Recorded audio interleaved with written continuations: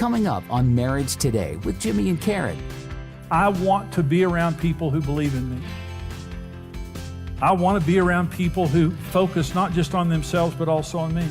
And when you have two people in a marriage who both believe in each other, that's you become best friends. You're my best friend, so you're the one who I really want to talk to. Yeah. And so as a man, it's just so important to in tune to what your wife wants in that area, because it really is a secret to her heart.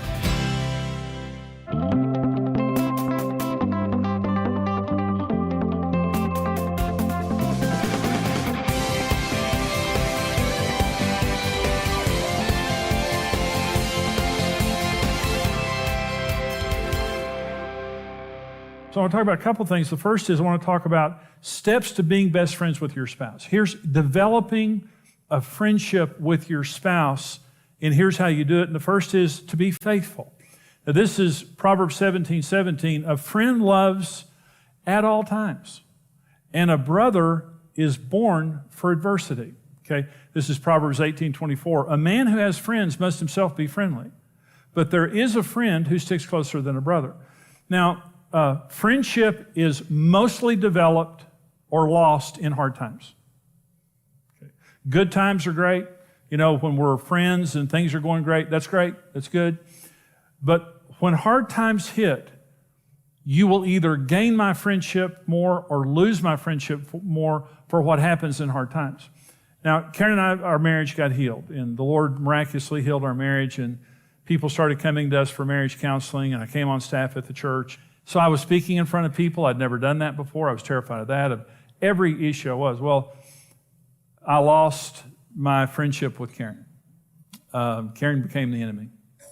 And I was trying to succeed at church, and I was trying to be all things to all people and not fail. I lost a couple of years with my kids. I don't remember those years.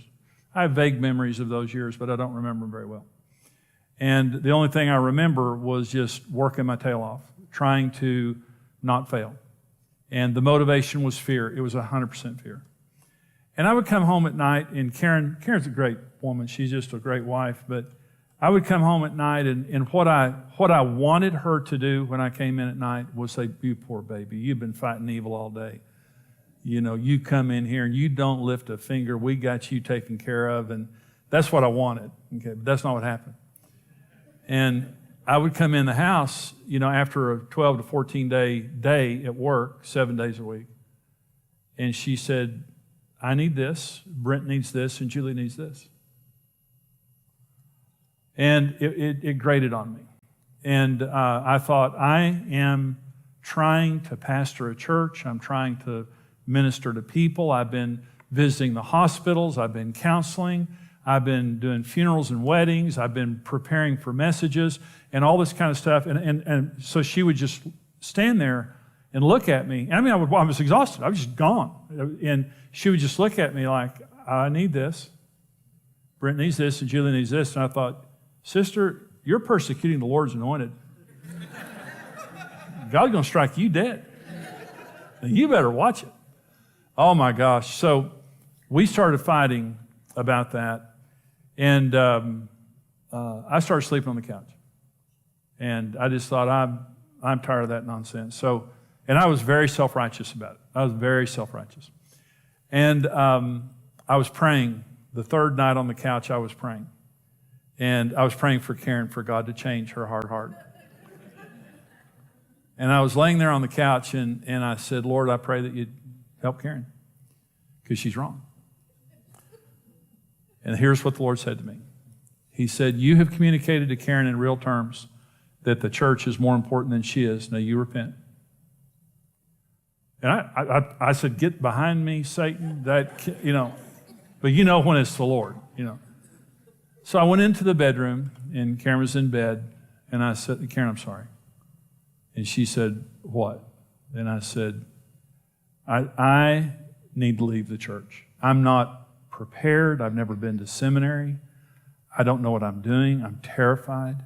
And it's just killing me. Now, the church was growing. The church was doing good. It was killing our family. And Karen said, "Jimmy, God called you to the ministry.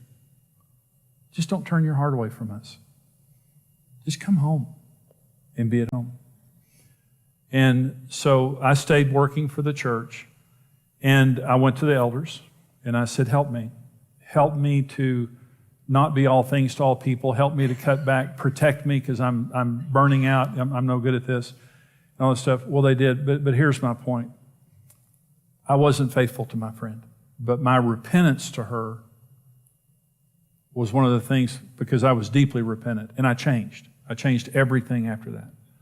You have to be faithful. You can't just be your spouse's friend when you want to be, or when it's convenient. In the hardest time, a friend loves at all times, and a brother is born for adversity. It's the hard times of life that your friendship is developed the most.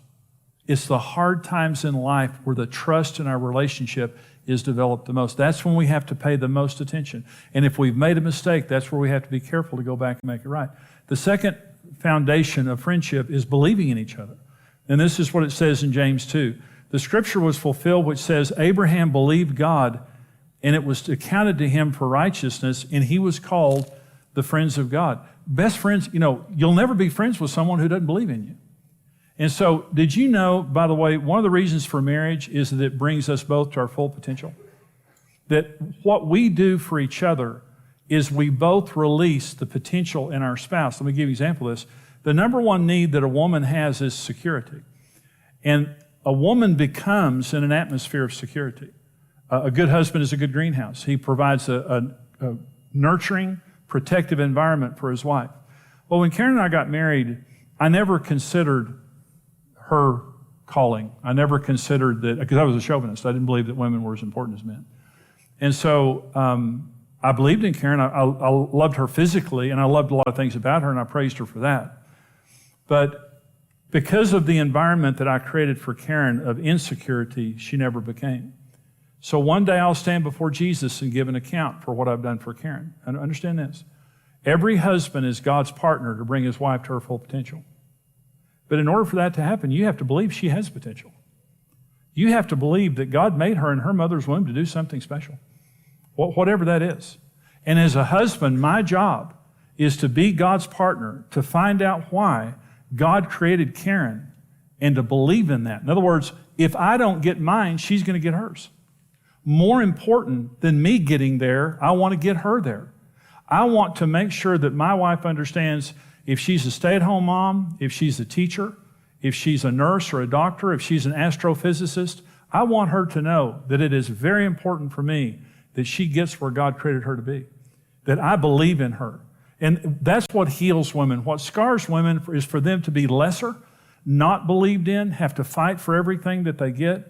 So it's a husband's role to believe in his wife, to speak destiny into her. In other words, not boss her around, but to agree with her that there's a special call in her life for every woman. Men become in an atmosphere of praise. A man's number one need is respect. We don't need what women need. We need respect. Men become in an atmosphere where they're respected and praised. A good wife is a good cheerleader. A good husband is a good greenhouse, but a good wife is a good cheerleader. And the more you praise your husband, see, 1 Peter 3 says, a wife can change her husband without a word as he observes your chaste and respectful behavior. Respect is so powerful in the life of a man, will change our behavior for the person giving it to us. You can win your husband. If your husband's doing the wrong thing, you can win your husband as he observes your chaste and respectful behavior. It is so powerful. When we believe in each other, it's inductive. I want to be around people who believe in me. I want to be around people who focus not just on themselves, but also on me. And when you have two people in a marriage who both believe in each other, that's you become best friends. The third thing is embracing each other's differences, is that we become friends by embracing each other's differences. You never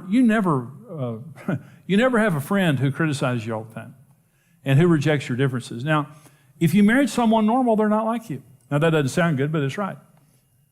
If you married a normal person, they're just completely opposite of you. Now, we need to be compatible, but compatibility is not based on sameness. Compatibility is based on character and values. Do we believe in the same things? Are we going the same place? Do we want the basic same things in life?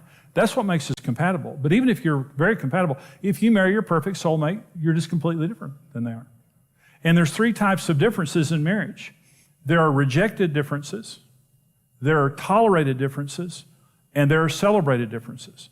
When Karen and I got married, I completely rejected her differences. She was a normal woman, but I didn't understand women. And I just thought, I'm normal, she's not like me, so she's not normal. And, there's the old saying that marriage is about becoming one. The question is, which one? And a lot of times we get married, and rather than accepting the differences in our spouse, we try to train them to be like us, which is impossible. You can't change the unchangeable. And the surest way to fail is try to change the unchangeable. A woman's number 1 need is the need of security. Her number 2 need is open and honest communication. Her number 3 need is soft, non-sexual affection. Her number 4 need is for leadership, for her husband to be the loving initiator. Man's number 1 need is respect. His number 2 need is sex. His number 3 need is to be friends with his wife. And his number 4 need is domestic support. How can you get more different than that? We're different. We're 2 halves of a whole. And so many times in marriage, rejected differences mean you're weird. You need to be like me, because if you were like me, you wouldn't be weird anymore. But you're just, and I would say to Karen, when we first got married, she would say something, I'd say, that is so weird. It wasn't weird. She was just being normal. She was just being a woman, but I rejected it. The second thing is tolerated differences. It's, I get it. Women, you can't live with them. You can't live without them. I'll tolerate you. You're pretty, so you can hang around. Celebrated differences. I'm so glad you're on my team. I just think you're awesome. We fit together just like this, don't we? All of my weaknesses, you fill them in. Isn't it just awesome how God put us together? You never are friends with someone who puts you down. You're never friends with someone who doesn't believe in you. Number 4, be real and transparent and allow your spouse the same right. Be real. This is John 15:15. No longer do I call you servants, for a servant does not know what his master is doing, but I have called you friends, for all the things that I heard from my Father, I made known to you. And so friendship means being honest. Okay, this is the next one here. Be a safe place of refuge for your spouse. If there's going to be honesty in the relationship, it just means I'm going to be listen, okay, here's how you know who your best friend is. It's the first person you call when something great or bad happens. Why do you make that call? Because they're safe. I know that if something bad happened, that they're going to be merciful. If something good happened, I know they're going to celebrate with me. I know that they're not going to be disinterested. I know that they're not going to be unkind or judgmental. And so I want to be Karen Evans' safe place. If anything good or bad happens in her life, I want her to come to me first. And for that to happen, I've got to be non-judgmental. I've got to be a good listener. I've got to value what she says, and I have to be there in those times she does it. So I'm going to be her safe place. Here's another thing, and this is critically important. Be fun and creative and have a positive attitude.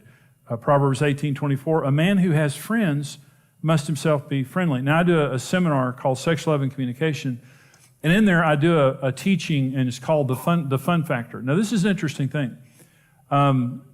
Having fun in marriage dramatically improves your marriage. And one of the danger signs in marriage is when you're not having fun. And we talked to women for just a minute. Come into his world. Don't get lost in the identity of a mother. And one of the things that happens can damage the friendship of a marriage is you get married and you begin to have kids, and you have 3 or 4 kids or whatever, and all of a sudden your kids own you. You're doing everything you can to please them, and you lose your identity of a friend to your wife and being a mother to the kids. And sometimes you can even start treating your husband like a kid, because sometimes they can act like kids. And so everybody's a kid.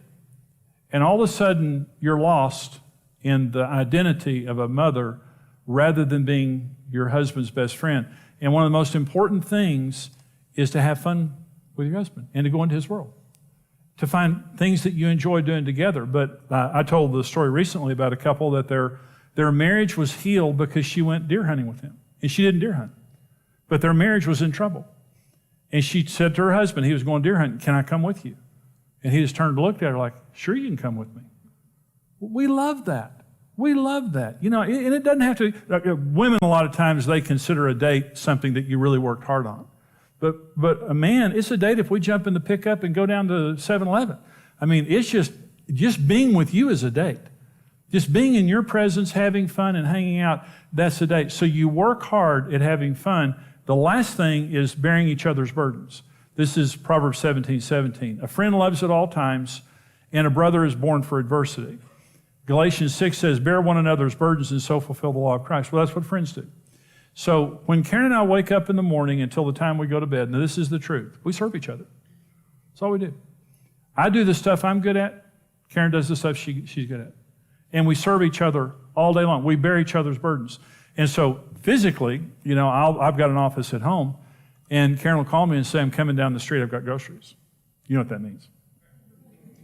That means meet me in the garage. There's some fetching and toting you're about to do. Okay, I do that. I love it. See, here's another way to say that. My friend is not someone who stands back watching me do something and doesn't help. Right? Friends help. You're moving and they say, you need some help? Something's going on, so you need some help? That's my friend. My friend is not going to sit there and watch me do something that's a burden and not help me. So my job is to do what I'm best at. So Karen will say to me today, can you go get the mail? Can you do this? I fold clothes. I vacuum. I make beds. I don't cook for health and safety reasons. There's limits to what I can do. But Karen serves me all day long. When I was getting ready to come here tonight, Karen said, what do you need?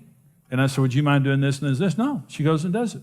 So we serve each other. We bear each other's burdens, but I'm not going to stand back and watch her working and suffering and doing something that I can do without helping her. Because, why? Because we're friends. And so if you didn't develop the right skills of being friends, maybe when you're dating, and maybe your friendship has taken a hit from some issues that you've had in your marriage, again, these things, anybody can do this. When you're working on your marriage, you say, we're going to be friends again. Well, I hope you enjoyed that teaching. This is from a seminar that I do called Our Secret Paradise. It's a 6-part seminar series with a lot of really great information to bless you in the area of your marriage. And we want to put these resources into your hands right now for your gift of any amount to support us here at Marriage Today. Now, we're a ministry and a mission, and we hope that you've been blessed by Marriage Today, but we go all over the world helping people to succeed in marriage, helping people to heal from bad marriages, also helping families to stay together and little kids staying together with their parents. So when you give here to Marriage Today, I hope it blesses you, the resources that you get.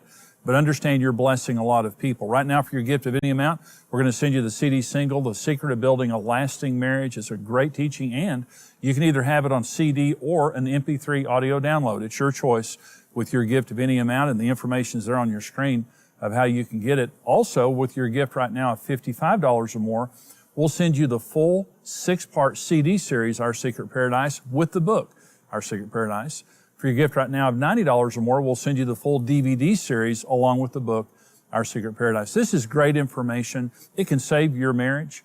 It can take your marriage from being okay to good or good to great. It can also change your family for generations. Honestly, it can. It's worth the investment. We hope that you'll get this resource as you give to the ministry here. You're blessing us. We want to bless you back with these resources. Here's how you can get them. Discover the keys to a satisfying and passionate marriage with the series Our Secret Paradise. For your gift of $55 or more, you'll receive the CD series and book. For your gift of $90 or more, you'll receive the DVD series and book. In this series, Jimmy will show you the foundations for establishing peace and intimacy, keys to becoming your spouse's best friend, and how to defeat the real enemy of your marriage so that you can have a secure, satisfying, and passionate marriage the way God intended. We're building something great. We've got to count the cost because it's going to take us every single thing we have, and this is going to be challenging. The other side of that thing is we're going to succeed, and it's going to be the most awesome thing we've ever done in our lives. For your online gift of any amount right now, we'll send you the teaching, The Secret of Building a Lasting Marriage, available as an MP3 audio download or CD single. You can have a marriage that lasts happily ever after. Create your own secret paradise today.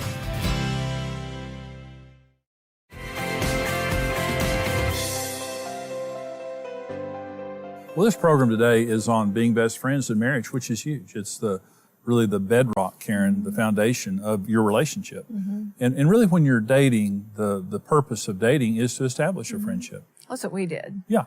I mean, we became really best friends immediately. I mean, we talked about everything. Yeah. You know, and we dated for so long. We dated for 4 years, so we got to know each other huge. It was like the best thing that could have happened to our relationship. Well, sometimes people, their friendship, they had a friendship, but in the midst of marriage, it kind of eroded. In fact, we have a couple of questions from viewers here. Okay. My wife treats me more like her child rather than her friend. It's very emasculating. What can I say to get through to her? Well, I think praying, first of all, just praying that God would break through her heart. And secondly, women need to understand that men need their wives to be their friends. And sometimes you get mad. You know, she could be mad at him and she's just kind of taking it out on him.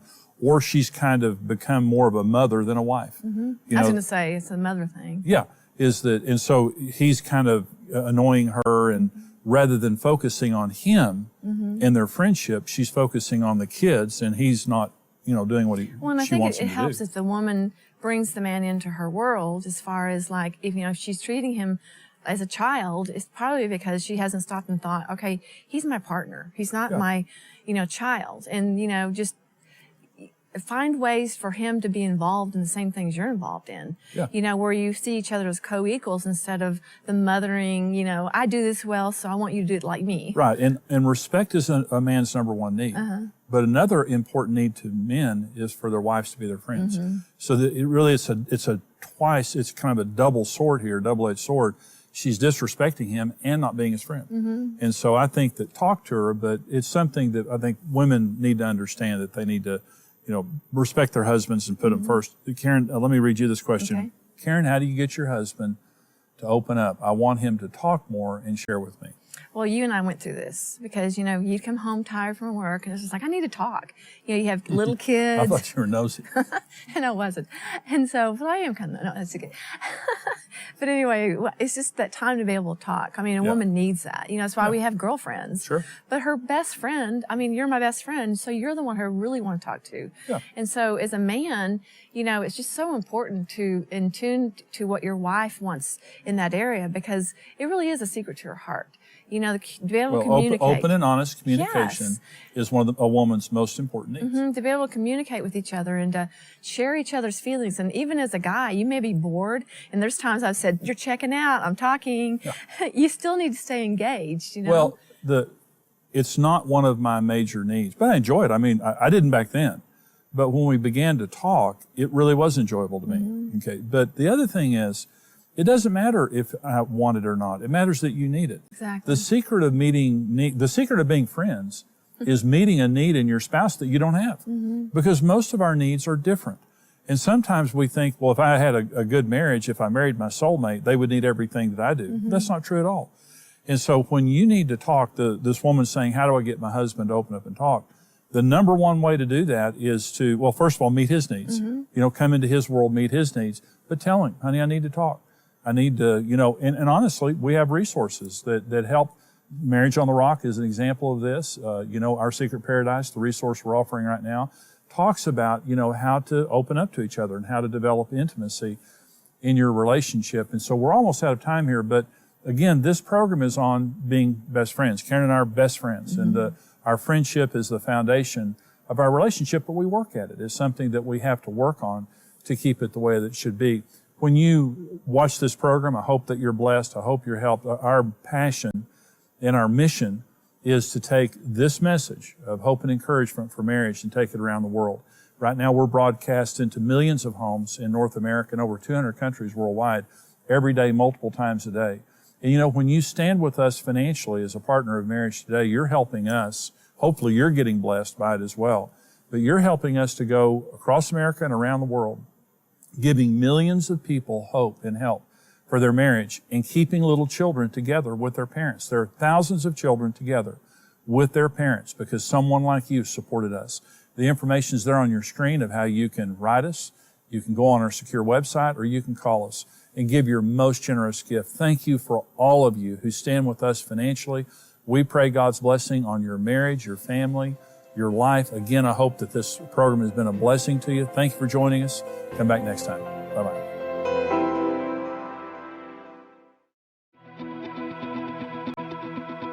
Going through divorce is a lot to ask of children and often results in years of emotional pain. It's a violent ripping apart of their parents and a sense of abandonment. What sometimes we see as a quick way out can mean complete loss for a child. You have a 100% chance of success in marriage. You were made for marriage. Marriage Today exists to protect children from the pain of divorce and to steer couples away from marital failure by telling them the truth. When you stand with Marriage Today, your individual effort multiplies with other like-minded partners, and together we can rebuild a legacy of strong families around the world. Choose your level of partnership today and receive immediate access to the video streaming library. Become a rock-solid partner today. Thank you for watching Marriage Today with Jimmy and Karen. Subscribe to Marriage Today's YouTube channel for more marriage-building videos and updates.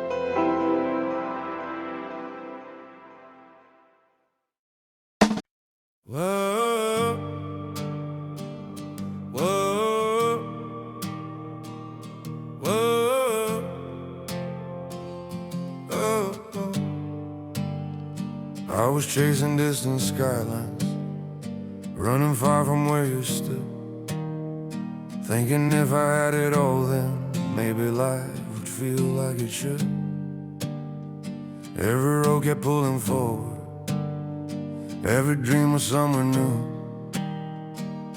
but I never saw the pieces were all leading back to you. I tried to hold the whole wide world, every star, every view, but every piece I ever found was just another part of you. Every step, every mile, every dream I thought I knew led me back to where you are. My whole world was you. All the things I thought I needed started fading one by one, when I saw that all my reasons ended where we'd begun. I try to hold the whole wide world, every star, every view, but every piece I ever found was just another part of you. Every step, every mile, every dream I thought I knew led me back to where you are. My whole world was you. If I had just turned around sooner, I would have seen it clear. Everything I ever searched for was already right here. I don't need the whole wide world, I don't need a sky so blue. Every piece of life I want is already in you. Every road now feels like home, every dream has come in view. I was lost until I found my